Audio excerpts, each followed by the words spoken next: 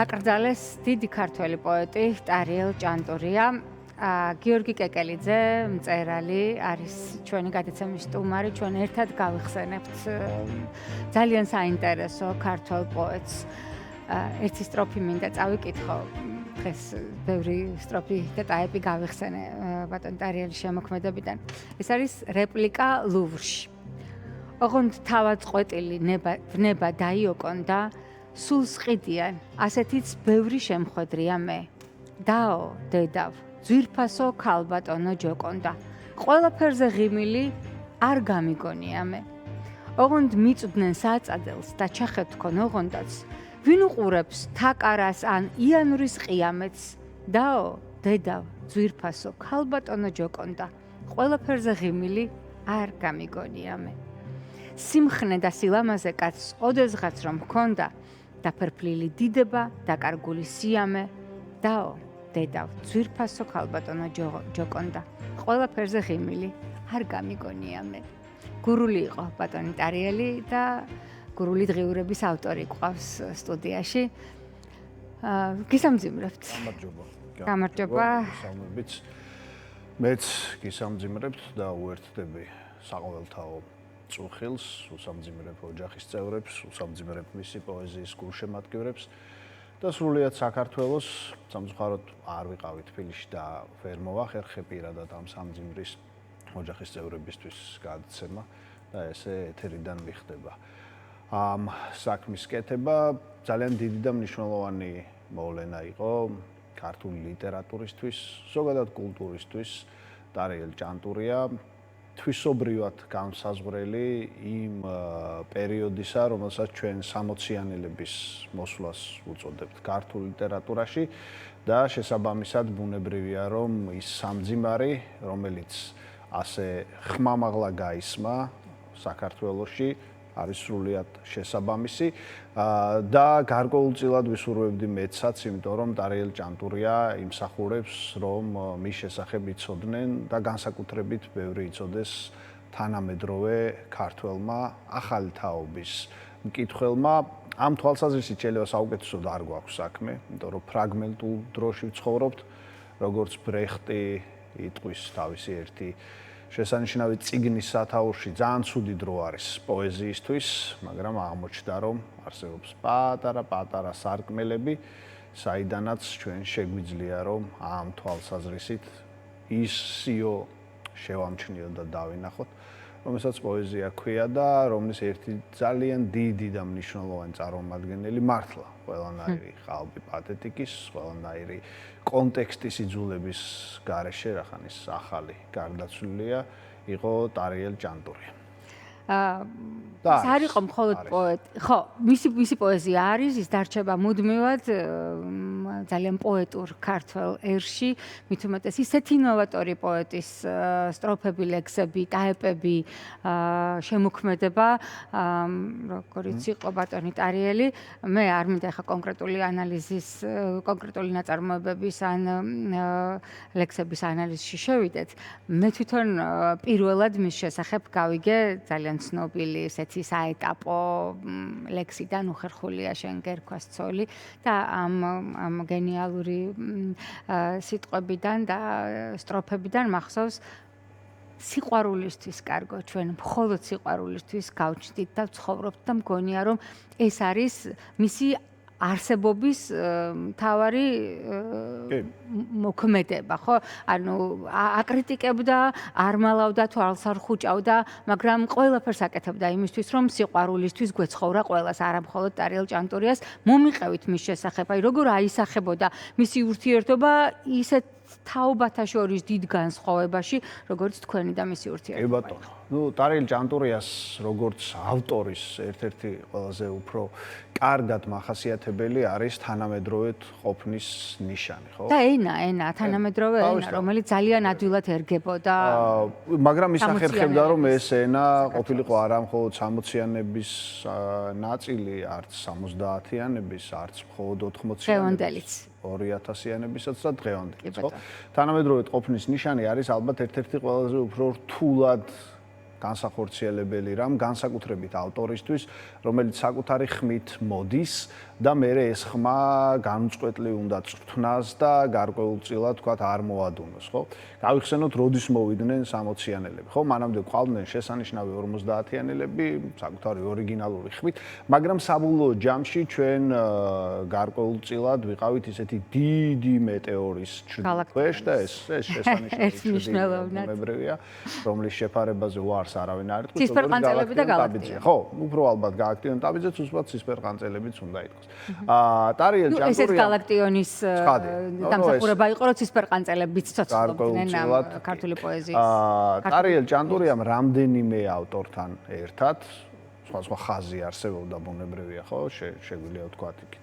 ბესიკ ხარანაული, ლეა სტურვასხვები და აქეთ ტარიელ ჯანდურია და აუცილებლად რა თქმა უნდა ამის ხმას ვაპირებდი ვახტანგ ჯავახაძე. რეალურად მოახერხა და საკუთარი ორიგინალური ხმა გამოკვეთა ქართულ პოეზიაში, რაც გმირობის ტოლფასი იყო. სხვადასხვა აზრით. ერთი გალაქტიონის ფაქტორი გავიგეთ. მეორე მოცემულობა არის უკიდურესად კონიუნქტურული საბჭოთა კავშირი. და შესაბამისად ძალიან ძნელია რომ მოძებნო ავტორი, რომელიც გარკვეულწილად ამ თვალსაზრისითაც ინარჩუნებს თავისუფლებას. ტარიელ ჯანდურია კლასიკური აზრით შეიძლება არ იყოს დისიდენტი ავტორი, მაგრამ დისიდენტობა მაინდა-მაინც არ გულისხმობს ტრაფარეტულ ტექსტებს ან სამოქალაქო აქტივიზმს. შენ შეიძლება ამ გაქცევით, ახალი რეალობის შექმნით, სრულად არაკონიუნქტურული ტექსტების წერით მოახერხო ეს და მე მგონია რომ ტარიელ ჯანდურია ამ თვალსაზრისით დიახაც არის. მე მგონია ეს თქვენს გასწავლათ. კი, გარკვეულწილად მე მგონი ბევრს ასწავლა, ხო? ახერხებდა იმას, რაც მან თქვა ერთ თავის ტექსტში, ცოტათი ირონიულ ტექსტში, ვარ ქართველი, ვარ პოეტი, ვარ ტარიელ ჯანდურია, ყველაფერზე ზოგ-ზოგივით თავი არ მიკანტურია. ეს არ არის ადვილი საქმე, მით უმეტეს ამ ქვეყანაში. ტარიელ ჯანდურია მე მოახერხა. და საქმე ის არის, რომ მოახერხა მრავალგვარად. ძალიან დაპირისპირებული იყო ლენინისტ ხუტა ბერულავასთან, ხო, სამსახურიდანაც წამოვიდა, როცა ის მის უფროსად დანიშნა. ზოგიერთ ადამიანთან შეიძლება მოუხდა დაპირისპირება, ზოგან შეიძლება პირიქით ბეწვის ხიდზე უწევდა გავლა, ეს ამ პერიოდის ნიშანია და სხვადასხვაგვარი ამბავი ახასიათებს ბუნებრივია, განსაკუთრებით უკვე ყდომის გზაზე მდგარ იმპერიას, ხო? ტარიელ ჯანდურია ჩემს მეხსიერებაში შემოდის ისეთი ტექსტით, რომელიც მაინდა-მაინც ცნობილი არ არის, არის ლექსი ტაშტი, რომელიც დაწერილია მის ბავშვობაზე, ტაშტი ჩემთვისაც არ იყო უცხო რამ, ბუნებრივია და ფეხის დათბილვა და საღამოს რიტუალები და ამაზე წერს.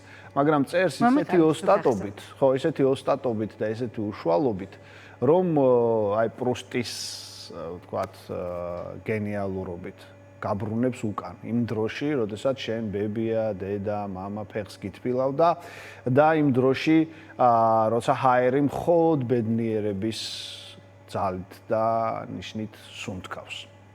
ძალიან ოსტატურად ახერხებდა ამას.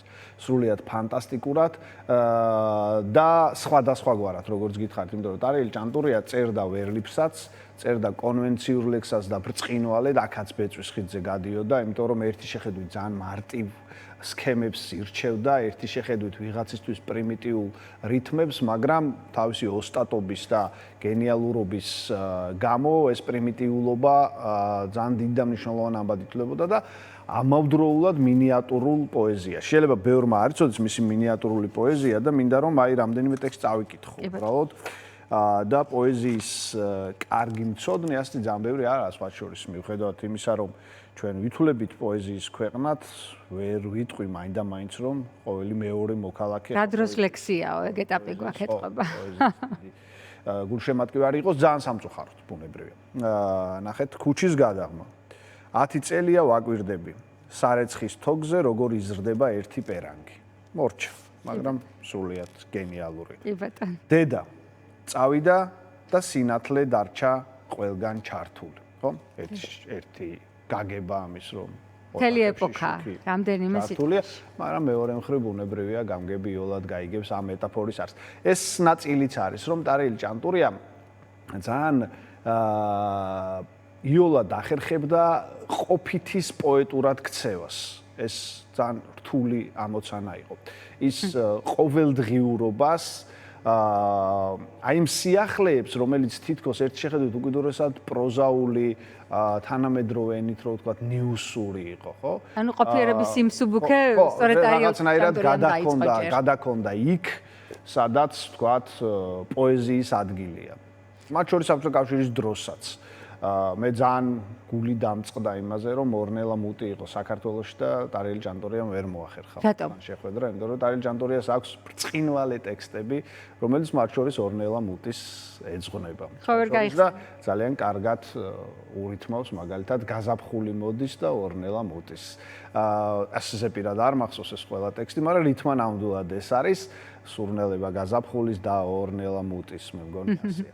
ანუ ორნელა მუტი ხო მსახიობი იყო ალბათ ეკრანიდან. ხო, არა, ვამბობ რას, რომ ის როცა ამ ტექსტს წერდა, ორნელა მუტი იყო მაშინ პოპულარული თანამედროვე მსახიობი და როგორც მორჯულების ეპოქა არის. ამას ვამბობ რატო, რომ როგორც წესი აი კლასიკური აზრით პოეზია თითქოს დისტანცირებულია ხო ამგვარი ამბებისგან და ეს შემოყვანა თითქოს რაღაც უხერხულობას უნდა ქმნიდეს და ტარიელი ჭანტურია ახერხებდა რომ ეს უხერხულობა ბათილდებოდა. უიოლესი იყო მისთვის შემოეტანა ისეთი ამბები, რომლებიც ერთი შეხედვით თითქოს ყოველდღიურობის ნაწილი და ადამიანები დომინოს თამაშის დროს იხსენებენ. თქვენ თქვით რომ როცა ტარიელი ჭანტურია გამოჩნდა პოეტურ ასპარეზზე გალაქტიონის მეტეორი იყო მაშინ ქართული პოეზიის ცაზე, ხო? როგორ შეცვალა მან მისი თაობის სხვა პოეტებმაც ეს მგლოვიარე მძიმე ქართული პოეტიკა?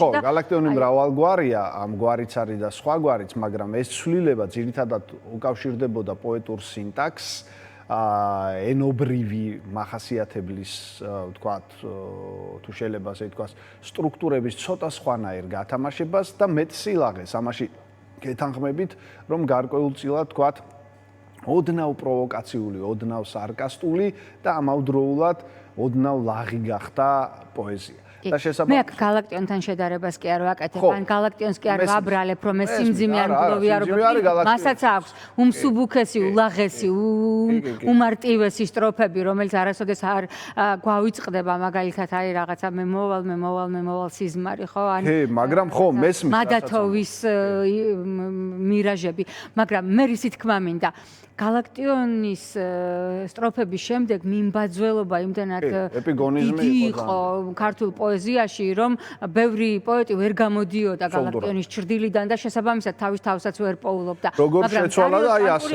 ეს მოახერხა. აი ასე შეცვალა. ყველაფრის ჭრდილის გარეშე ეცხოვრა. კი. აი ასე მარტივად შეცვალა მისი სრულიად გენიალური ტექსტი, რომელიც თქვენს მიერ მოხმობილ ტექსტთან ერთად ალბათ პირველი ახსენდება ასე ფართოდ მისი შემოქმედების მოყვარულს. ტვისტი და ტვისტი, ჰალი გალი, ფიცი და ფიცი, ქალი ქალი, ბიჭი და ბიჭი, ქალი ქალი, როკი და როკი, ჰალი გალი, ხომარ გეშინია, მეშინია, რატომ გეშინია, მეშინია, კიდევ გეშინია, მეშინია, გესმის გერშვინია, გერშვინია, კონიაკს დალევ, მანგოს წვენს უნდა გაკოცო, მაკოცე, შენ არ მაკოცებ, მე არა, მაშინ მე ორჯერ გაკოცებ. ეს შეცვალა. სრულიად მარტივად, სრულიად გენიალურად, გაუმართლა იმაში, რომ ტარიელი ჭანტურია არ წერდა აღვირახსნილი ოუქიზმის ეპოქაში. ეს ნამდვილად გამართლება იყო მისი. ძალიან იდუმალი სექსუალიზმი ჰქონდა. შეიძლება ბევრი მისი ტექსტი მხოლოდ სექსუალობის გამო, არაპოლიტკორექტულობის გამო დაცენზურებულიყო. მაგრამ და ყოფილა ასეთი შემთხვევებიც არა. ხო, ტარიელი ჭანტურია ბეწვსხიძე გადიოდა ყოველთვის, იმიტომ რომ მან წერა დაიწყო 60-იან წლებში, 70-იან წლებში. ეს არის გარკვეულწილად უკვე ბოლო პერიოდი საბჭოთა კავშირის, მაგრამ არც ისე ბოლო, რომ ცენზურა არ მუშაობდეს, ხო?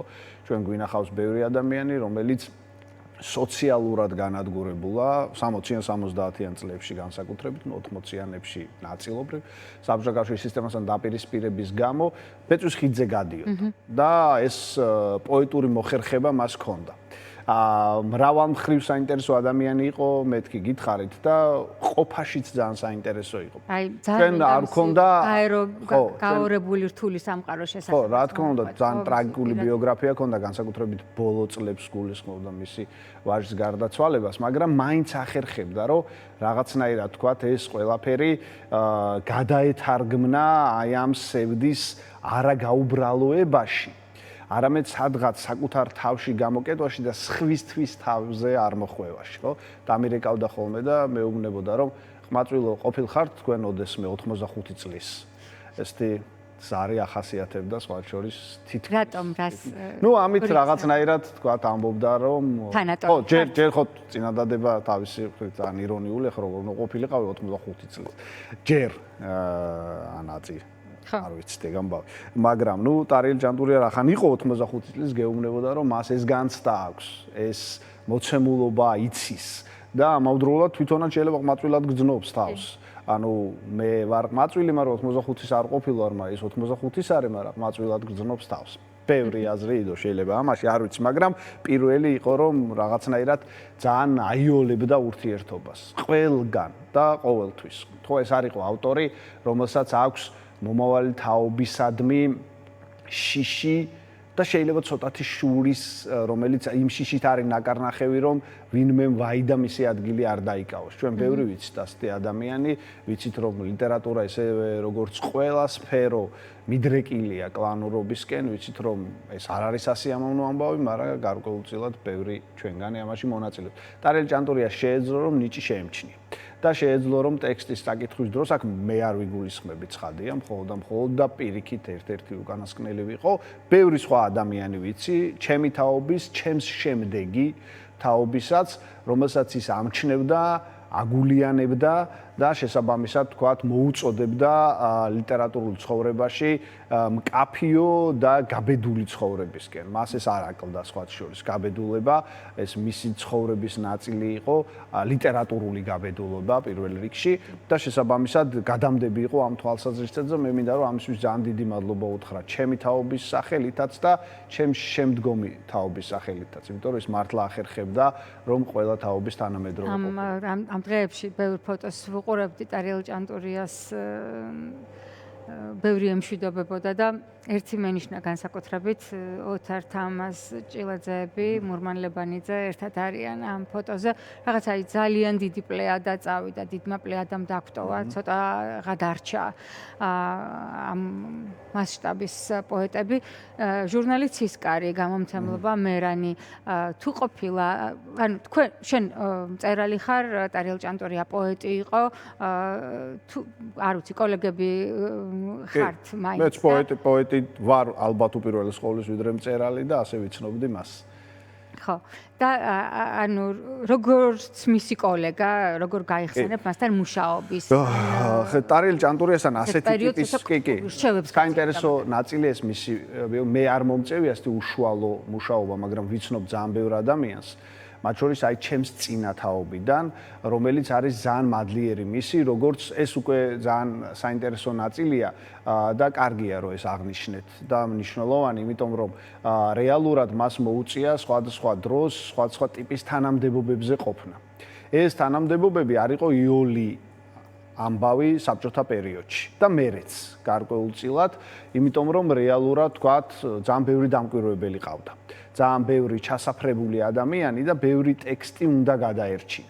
ტარიელ ჯანტურია იყო ერთ-ერთი მათგან, ვინც სხვა დანარჩენ ადამიანებთან ერთად, ვინც აი თუნდაც სისკარში მუშაობდა და ეს ძალიან მნიშვნელოვანი გამოცემა იყო იმ პერიოდის, გადაარჩინა და მზის სინათლე ანახა უამრავ იმგვარ ტექსტს, რომელიც დღეს კლასიკად არის მიჩნეული. ეს არის აუცილებლად აღსანიშნავი და მადლობა მინდა გითხრათ, რომ ეს თქვით აღნიშნეთ, იმიტომ რომ რეალურად თქვათ ხანდახან იჩქმალება ხოლმე ხა რაღაცა მოდის წინ და ბუნებრივია უამრავი თქვათ სხვა საქმე, რომელიც ამ ადამიანს უკეთებია, შეიძლება უცებ არ გაგვახსენდეს, მაგრამ ეს ძალიან მნიშვნელოვანია. და ეს უკავშირდება სწორედ მის იმ თვისებას, მარტო თქვათ მომავალი თაობის მიმართ კი არ ქონდა, საკუთარი თანამედროვეების მიმართაც ქონდა და ესეც აღსანიშნავი ნიჭია, იმიტომ რომ დააფასო შენი თანამედროვე, რომელიც მესმის რომ ერთი მხრივ კოლეგაა, მაგრამ ადამიანი ეგრეა მოწყობილი, რომ შეიძლება კონკურენტადაც აღიქმებოდეს, ხო, რაღაც აზრით კიდე უფრო გამორჩეულად მეტყველებს შენზე და ამისთვისაც მადლობა უნდა უთხრათ ამ ადამიანს. მე მახარებს ერთადერთი რამ, რომ ამ ადამიანზე ასე ფართოდ ვლაპარაკობთ, მათ შორის აგერ თქვენი ეთერით და უამრავი ადამიანი უყურებს, იმიტომ რომ დავასრულებთ დღევანდელ გადაცემას ტარიელ ჯანტურიას გარეშე. პოეზია დაჩაგრულია, ჩვენს დროში. ზოგადად შეიძლება ლიტერატურას დაჩაგრულია, მაგრამ პოეზია განსაკუთრებით აი ამ აჩქარებულ ეპოქაში, სადაც ეს ალგორითმი ჩვენ გვთავაზობს რაღაც ფრაგმენტებს, რომლითაც ფონს გავდივართ ხოლმე ესთეტიკური შიმშილისას და კარგი იქნება თუ აგერ მაქვს შესანიშნავი წიგნი დარიელ ჭანტურიასზე, რომელსაც ორი საბანი ქვია, ეს არის ინტელექტის გამოცემა და გამიხარდება თუ ახალი თაობის ხალხი ჯენზით წოდებული თუ კიდე სხვაც არის ალბათ და ასე შემდეგ. მე მაგ საკითხში დიდი სპეციალისტი არა ვარ, ეგრე დაყოფების თაობის, მაგრამ ხო არის ახალი თაობა რა ზოგადად და შესაბამისად თუ მიაკითხავს წიგნის მაღაზიას, თუ წაიკითხავს დარიელ ჭანტურიას, ვახტანგ ჯავახაძეს, სხვა დანარჩენ ავტორებს, ახანახა ამ კონტექსტში ვლაპარაკობთ, ეს ხალხი ვახსენოთ და თუ გაიგებს რამხელა დიდი და მნიშვნელოვანი ტრადიციის ნაწილი ვართ ჩვენ და თუ გვქვია პოეტების ქვეყანა და უნდა გვერქვას, იმიტომ რომ შოთა რუსთაველის ქვეყანა ვართ, უნდა ვიცოდეთ ფართოდ ეს ამბავი და მათ შორის დარიელ ჭანტურიას უნდა ვიცოდეთ.